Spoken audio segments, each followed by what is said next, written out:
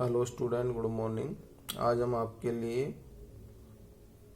Lesson number 3 के question number 122 से start करेंगे। क्वेश्चन है, सीकर किसान आंदोलन का वर्णन कीजिए।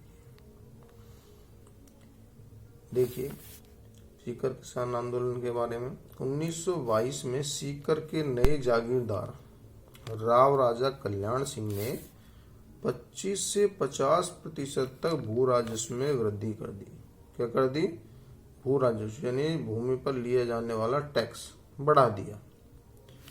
इस पर 1923 में सीकर के किसानों ने राम नारायण चौधरी के नेतृत्व में आंदोलन शुरू कर दिया था। सीकर की बात करें तो जो हमारा वर्तमान जिला है, ये क्षेत्र की बात है। 1925 में ब्रिटिश संसद के निम्न सदन जो था, हाउस ऑफ कॉमन्स में लेबर सदस्य यानी लेबर पार्टी थी अंग्रेजों की, उसके सदस्य सर पैथिक लॉरेंस ने किसानों के समर्थन में अपनी आवाज उठाई थी। आपको पता है, उस समय जब एक सीकर किसान आंदोलन था, अपने देश पर किसका राज था? अंग्रेजों का। तो अंग्रेजों का हमारे देश पर कानून चलता था। तो अंग्रेजों की जो संसद थी, हाउस ऑफ कॉमन्स जो निम्न सदन था, उसमें संसद का, उसमें सर पैथिक लॉरेंस जो लेबर पार्टी के थे, जैसे हमारे यहाँ कांग्रेस बीजेपी पार्टी होती है, वहाँ लेबर पार्टी थी, तो उसने किसानों के समर्थन में अपनी आवाज उठाई थी हाउस ऑफ कॉमन्स में। सीकर किसान आंदोलन के प्रमुख चरण इस प्रकार है। देखिए, पहला है राजस्थान जाट क्षेत्रीय महासभा की स्थापना की गई। देखिए इसमें क्या है, 1931 में राजस्थान जाट क्षेत्रीय सभा की स्थापना हुई। 20 जनवरी 1934 को सीकर में जाट प्रजापति महायज्ञ शुरू किया गया। 7 दिन तक चलने वाले इस यज्ञ कार्यक्रम में लगभग 3 लाख लोग शामिल हुए। 20वीं शताब्दी में राजपूताने में होने वाला यह सबसे बड़ा यज्ञ था। 20वीं शताब्दी में राजस्थान में जो यज्ञ हुए थे, उनमें सबसे बड़ा यज्ञ था। कौन सा यज्ञ? जाट प्रजापति महायज्ञ। आगे देखिए, महिलाओं की महत्वपूर्ण भूमिका क्या रही आंदोलन में। सीकर किसान आंदोलन में महिलाओं की महत्वपूर्ण भूमिका रही। सीहोर के ठाकुर मान सिंह, कौन थे? सीहोर के ठाकुर मान सिंह द्वारा किसान महिलाओं के साथ किए गए दुर्व्यवहार के विरोध में 25 अप्रैल 1934 को सीहोर के ठाकुर किसान महिलाओं के साथ उन्होंने दुर्व्यवहार किया, तो उसका विरोध किया गया। कब? 25 अप्रैल 1934 को। कटराथल नामक स्थान है, वहां पर श्रीमती किशोरी देवी महिला थी, जिनकी अध्यक्षता में एक विशाल महिला सम्मेलन आयोजित किया गया था। तो किसकी अध्यक्षता में? किशोरी देवी की अध्यक्षता में। इस सम्मेलन में बड़ी संख्या में महिलाओं ने भाग लिया। क्या लिया था? महिलाओं ने भाग लिया था। सरकार की दमनकारी नीति 25 अप्रैल 1935 को, जब राजस्व अधिकारियों द्वारा दल लगान वसूलने के लिए, जो राजस्व अधिकारियों का जो दल था, राजस्व यानी टैक्स वसूलने के लिए कूदन गांव पहुंचा, तो एक वृद्ध महिला जिसका नाम था धापी दादी, क्या नाम था? धापी दादी, धनुष है ये। धापी दादी द्वारा उत्साहित किए जाने पर किसानों ने लगान देने से इनकार कर दिया, मना कर दिया। इस पर पुलिस ने किसानों पर गोलियां चलाई, जिससे 4 किसान मारे गए और 175 किसानों को गिरफ्तार कर लिया गया था। आगे देखो, किसानों की मांगों को स्वीकार करना। किसानों की विभत्स हत्याकांड की गूंज फिर ब्रिटिश संसद में सुनाई दी। जो ये 4 किसान मारे गए थे और 175 को गिरफ्तार किया गया, तो इसका वापस से ब्रिटिश संसद यानी अंग्रेजों की संसद में इसकी ऑब्जेक्शन किया गया, आवाज उठाई गई और ब्रिटिश संसद ने किसानों के आंदोलन के समर्थन में पुनः आवंटन। 1935 के अंत तक किसानों की अधिकांश मांगें स्वीकार कर ली गई थी। तो ये था सीकर किसान आंदोलन। 2020 की मुख्य परीक्षा जो अभी हुई थी पिछले वर्ष, उसमें यह बोर्ड परीक्षा में प्रश्न निबंधात्मक में पूछा जा चुका है। आगे देखिए, बेंगू जो चित्तौड़ में है, कहाँ है बेंगू? चित्तौड़गढ़। तो बेंगू किसान आंदोलन का वर्णन कीजिए।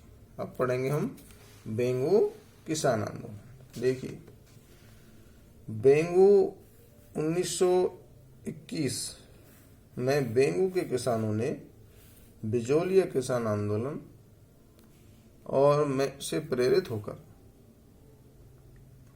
आंदोलन प्रारंभ कर दिया, क्योंकि बेंगू के किसान भी अत्यधिक लगान व लाग बागों से जागीरदार के अत्याचारों से असंतुष्ट थे। बेंगू के किसान भी जो उन पर अत्यधिक टैक्स लगाए गए थे, किसानों की लाग बागें लगाई गई थी, उनसे वो संतुष्ट नहीं थे। तो उन्होंने भी आंदोलन शुरू किया था। राजस्थान सेवा संघ के सदस्यों में थे विजय सिंह पथिक, रामनारायण चौधरी और माणिकलाल वर्मा। इनके प्रयत्नों से बेंगू किसानों में जागृति आई थी। इन्होंने उन लोगों को जागृत किया था। आगे देखिए, रामनारायण चौधरी द्वारा किसानों का नेतृत्व करना। जब बेंगू के किसानों ने विजय सिंह पथिक से इस आंदोलन का नेतृत्व करने की प्रार्थना की, किससे? विजय सिंह पथिक से प्रार्थना की कि आप हमारे आंदोलन का नेतृत्व कीजिए। तो विजय सिंह पथिक ने इस आंदोलन की जिम्मेदारी राजस्थान सेवा संघ के मंत्री थे उस समय रामनारायण चौधरी, उन पर डाल दी गई। तो आपसे प्रश्न पूछ लिया जाए, बेंगू किसान आंदोलन का नेतृत्व किसने किया था? सर्वप्रथम रामनारायण चौधरी ने। बेंगू कहाँ है? चित्तौड़ में। किसानों की मांगों को स्वीकार करना। 2 वर्षों के संघर्ष के बाद बेंगू के ठाकुर रावत अनूप सिंह ने किसानों की मांगों को स्वीकार करते हुए एक समझौता कर लिया, परंतु मेवाड़ के महाराणा ने इस समझौते को मानने से क्या कर दिया? इनकार कर दिया। इस समझौते को हम नहीं माने। ट्रेंच आयोग की नियुक्ति की गई। ठिकाने के किसानों की शिकायतों के समाधान के लिए मेवाड़ के बंदोबस्त आयुक्त थे ट्रेंच। उस ट्रेंच के नेतृत्व में एक आयोग नियुक्त किया गया। बेंगू के किसान ट्रेंच के निर्णय पर विचार करने के लिए गोविंदपुरा में एकत्रित हुए थे। यहाँ 5 माह से लगभग 600 किसान पंच डटे हुए थे। आगे देखिए, सरकार की दमनकारी नीति। ट्रेंच व लाला अमृतलाल ने गोविंदपुरा पहुंचकर एकत्र किसानों को आयोग द्वारा दिए गए निर्णय को स्वीकार करने तथा तितर-बितर हो जाने का आदेश दिया। यानी ट्रेंच व लाला अमृतलाल गोविंदपुरा पहुंचे जहां किसान एकत्रित थे। उन्होंने बताया कि हमने जो निर्णय लिया है, हमारे जो आयोग ने, जो ट्रेंच आयोग बनाया गया था, तो उसको सभी किसान मान लें, स्वीकार कर लें और यहाँ से चले जाएं। लेकिन किसान डटे रहे। सरकार ने दमनकारी नीति अपनाई और 13 जुलाई 1923 को पुलिस ने किसानों पर गोलियां चलाई, जिससे 2 किसान रूपाजी और कृपाजी, कौन कौन से? रूपाजी और कृपाजी शहीद हो गए। महिलाओं के साथ दुर्व्यवहार किया गया तथा 500 से अधिक किसानों को गिरफ्तार कर लिया गया। आगे देखिए, पथिक द्वारा आंदोलन का नेतृत्व करना। राज्य की दमनकारी नीति से किसानों का मनोबल गिरता देख पथिक ने गुप्त रूप से बेंगू पहुंचकर स्वयं किसान आंदोलन का नेतृत्व संभाल लिया। मेवाड़ सरकार ने उन्हें 10 सितंबर 1923 को गिरफ्तार कर लिया और जेल में डाल दिया विजय सिंह पथिक को। इसके बाद यह आंदोलन धीरे धीरे क्या हो गया, समाप्त हो गया। तो इस प्रकार पेंगू किसान आंदोलन की जो कह रही है। आगे देखेंगे हम अगला आंदोलन बरड़ किसान आंदोलन। बूंदी में है, कहाँ था ये, बूंदी में हुआ था। पर टिप्पणी लिखिए, बिचौलिया और बेंगू के किसानों के समान बूंदी राज्य के किसानों को भी अनेक प्रकार की लागतें यानी टैक्स, बेगारें, बेगारों मतलब बिना पैसे के कार्य करना, और ऊंची दरों पर लगान की रकम देनी पड़ती थी। इससे त्रस्त यानी दुखी होकर बिचौलिया की सीमा से जुड़े बूंदी राज्य के बरड़ क्षेत्र, बूंदी राज्य का कौन सा क्षेत्र था, बरड़ क्षेत्र के किसानों ने बूंदी प्रशासन के विरुद्ध अप्रैल 1922 में आंदोलन का श्रीगणेश कर दिया। इन अप्रैल 1922 बरड़ किसान आंदोलन कब शुरू हुआ था, अप्रैल 1922 में। इस आंदोलन का नेतृत्व राजस्थान सेवा संघ के कर्मठ कार्यकर्ता थे नैनूराम शर्मा। कौन थे, नैनूराम।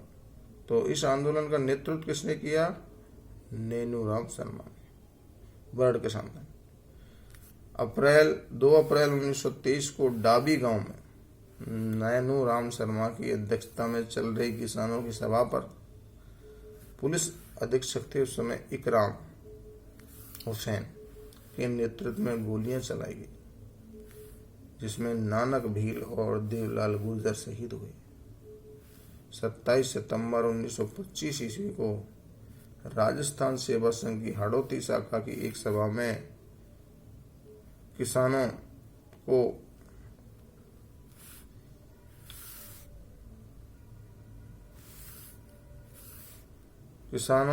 की समस्याओं से शासन को, देखो ये बात थी, हाड़ौती शाखा की एक सभा में शासन को किसानों की समस्याओं से परिचित करवाने के लिए पंडित नैनूराम शर्मा को अधिकृत किया गया। और 1927 ईस्वी के बाद राजस्थान सेवा संघ एक संगठन था, इसके अंतर विरोधों के कारण बंद हो गया। अतः राजस्थान सेवा संघ के साथ ही बूंदी का बरड़ किसान आंदोलन भी क्या हो गया था, समाप्त हो गया था। कहने का अर्थ है 1927 में जब राजस्थान सेवा संघ ने आपस में अंतर विरोध हो गया था, तो इस विरोध के कारण यह आंदोलन ज्यादा लंबे समय तक नहीं चल पाया और समाप्त हो गया था। तो विद्यार्थियों, आज के लिए इतना ही। आपको आगे अगली वीडियो में बताएंगे। यहाँ तक किसी भी विद्यार्थी को समझने में दिक्कत ही हो तो कमेंट में जाके जरूर पूछें। थैंक यू, धन्यवाद।